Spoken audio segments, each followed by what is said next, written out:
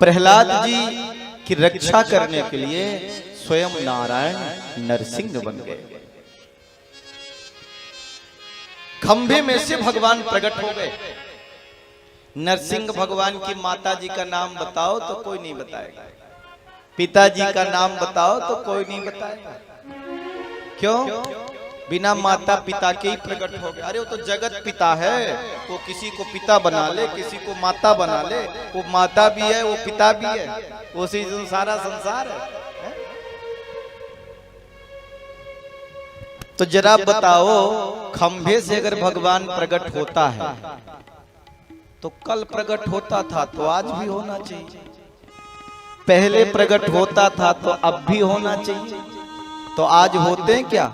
कितने खंभे तोड़ दो, ईंटा सीमेंट मिल जाएगा, भगवान नहीं मिलेगा। सूर्य अनेक फिरे कड़मागत, पय पद सूर्य सुस्वाद कहा, पुनिताल मजीरा बजाती फिरे, मेरा मतवारी सी चाह कहा। कवि तो अनेकों हैं, लेकिन सूरदास जी जैसा कोई कवि। किसी ने सूरदास जी से पूछा, जरा बताइए सबसे बड़े कवि कौन है? उन्होंने कहा सबसे बड़ा कवि तो मैं ही हूं। बोले मैंने तो तुलसीदास जी के बारे में सुना है। बोले तुलसीदास जी कवि नहीं है, उन्होंने तो रामायण के रूप में वेद लिखा है, वेद। लेकिन सूरदास ऐसे संत हुए, हमारे गोविंद कौन से कलर का कपड़ा पहने आंखों से दिखता नहीं, और गीत में गा देते थे। आज हमारे गोपाल जी ये कलर, बिहारी जी इस कलर के कपड़े पहने, ऐसा इनका श्रृंगार है, उनको दिख जाता। एक बार पुजारियों ने बिहारी जी को वस्त्र नहीं पहनाए। अब बोले बाबा आप सुनाओ तुम्हारे बिहारी जी कैसे कपड़े पहने, आज बताओ।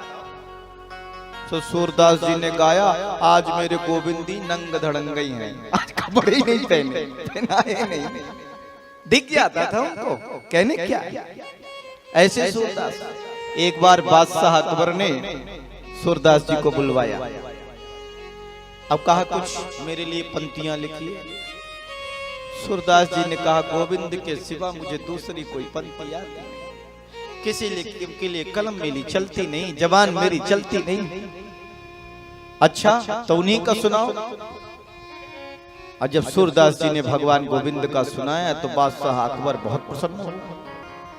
सूरदास जी जाने लगे तो बादशाह अकबर ने कहा आपकी पंक्तियों से मैं बहुत खुश हूँ, बताइए आपको क्या चाहिए। सूरदास जी ने कहा महाराज एक ही वरदान चाहिए। बोले वो क्या? बोले दोबारा आप मुझे मत बुलाना, बस यही कर दो, दोबारा मत बुलाना। बादशाह ने कहा ठीक है। तब से सूरदास जी को नहीं बुलाया, लेकिन सूरदास जी की कविताएं और पंक्तियां सुनने के लिए अकबर लालायित रहता था। तो बड़े बड़े कवियों को बुलाते। कभी लोग पंक्तियां लिखते, अपना नाम नीचे लिख देते हैं सूरदास जी का, कहते ये सूरदास जी की पंक्तियां। बादशाह अकबर ने कहा सूरदास जी की पंक्ति नहीं है। बोले आपको कैसे मालूम? तो असली सूरदास जी की कविताएं, जो नकली लिखी थी ना, दोनों को पानी में डाल दिया। जो असली पंक्ति थी, कविताएं थी, वो नहीं मिटी, और जो नकली थी सब मिट गई। ऐसे थे सूरदास। सूर्य अनेक फिरे कड़मागत, कुएं में गिर गए सूरदास जी, अंधेरी में। भगवान गोविंद आए और हाथ पकड़ के उनको पार लगा दिया। सूरदास जी ने कहा हाथ छुड़ाए जात हो निवल जान के मोय, मेरे अंदर से निकलना तब तो मैं जानूंगा कि तू सबल है। मेरे अंदर से तो निकल। तो सूर्य अनेक फिरे कड़मागत, पय पद सूर्य सुस्वाद कहा, पुनिताल मजीरा बजाती फिरे, मीरा मतवारी सी चाह कहा। मीरा तो आज भी है। देखो कई मंडलियां चलती, लोग भजन गाते, कीर्तन करते, लेकिन जरा बताओ मीरा जैसी चाह है? जिसके सामने पत्थर की मूर्ति भी बांसुरी बजाने लगती, वो पत्थर की मूर्ति भी नाचने लगती। जरा बताओ वो मीरा की क्या चाहत है।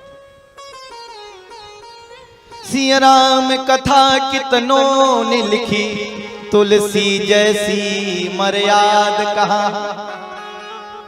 हरि अनंत हरि कथा अनंता, राम नाना भांति राम अवतारा, रामायण शतकोटि अपारा, करोड़ों। लेकिन तुलसीदास जी ने जैसे रामचरितमानस की रचना की है, ऐसा ग्रंथ मिलता आपको?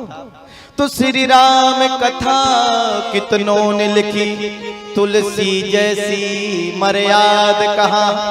नरसिंह बसे प्रत्येक खंभन में, पर काढ़न को प्रहलाद कहा।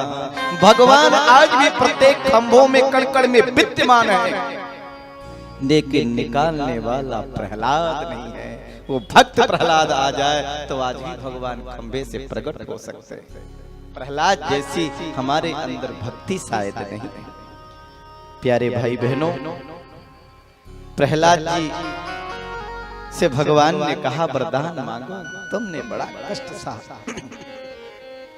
प्रहलाद जी ने कहा प्रभु अब अगर आप देना ही चाहते हैं तो आप ऐसा वर दे दीजिए कि कभी मेरी मांगने की इच्छा ही नहीं। मांगा भी तो क्या मांगा, और ऐसा भाव क्यों? कहते हैं आपने भक्ति की और भक्ति के बदले में कुछ आपने मांगा, तो मजदूरी हो गई।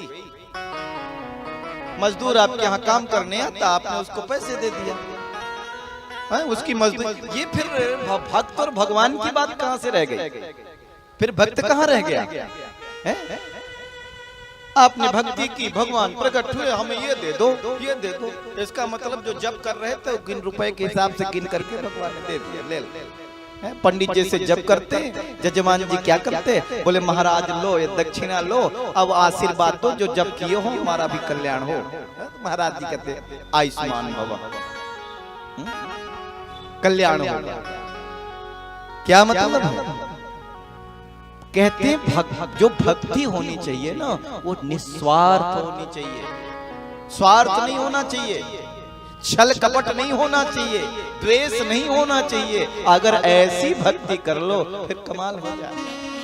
और देखो भगवान अंतर्यामी सब जानी, प्रहलाद जी को बिना कहे ही सब कुछ दे